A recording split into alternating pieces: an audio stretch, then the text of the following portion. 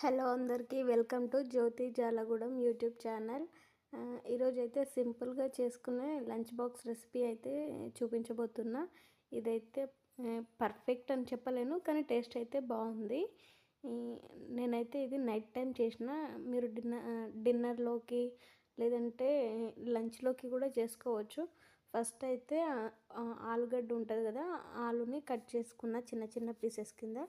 వాటిని ఆయిల్లో ఫ్రై చేసుకుంటున్నా ఫస్ట్.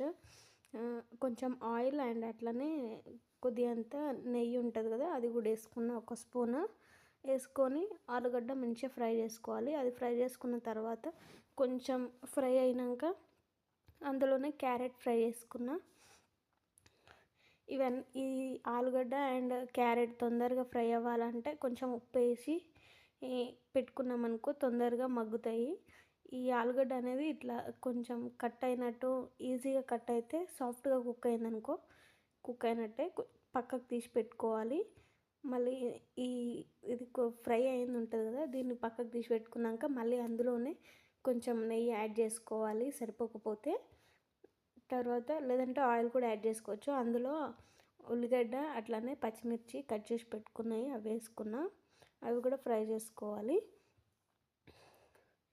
ఇందులోకి కొంచెం అల్లం వెల్లుల్లి పేస్ట్, కొద్దిగంత పసుపు వేసుకున్నా. ఫస్ట్ అయితే ఇది బిర్యానీది ఉంటుంది కదా, దాల్చిన చెక్క, 2 లవంగాలు, అట్లానే ఒక అది ఇలాచి అవి యాడ్ చేసుకున్నా. అదైతే క్లిప్ మిస్ అయింది, చూసే మీకు అందులో కనిపిస్తుంది. అయితే తర్వాత ఇవి మనం ఫ్రై చేసుకున్న ఆలుగడ్డ అండ్ క్యారెట్ ఉంటుంది కదా, అవి కూడా ఇందులో యాడ్ చేసుకోవాలి. అవి యాడ్ చేసుకొని కొద్దిసేపు మగ్గించిన తర్వాత అందులోకి ఉప్పు కారం యాడ్ చేసుకోవాలి. అంటే మన టేస్ట్కి తగ్గట్టు చేసుకోవాలి. పర్ఫెక్ట్ కొలతలతో అయితే నాకు తెలీదు, మా టేస్ట్కి తగ్గట్టు మేమైతే వేసుకున్నాము. ఇవైతే మంచిగా మూత పెట్టి ఒక 5-6 మినిట్స్ అట్లా మగ్గించుకోవాలి.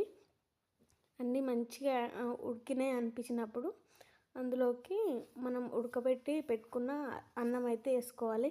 ఇది సద్దన్నంతో కూడా వేసుకోవచ్చు, మేమైతే వేడన్నంతో వేసుకుంటున్నాము.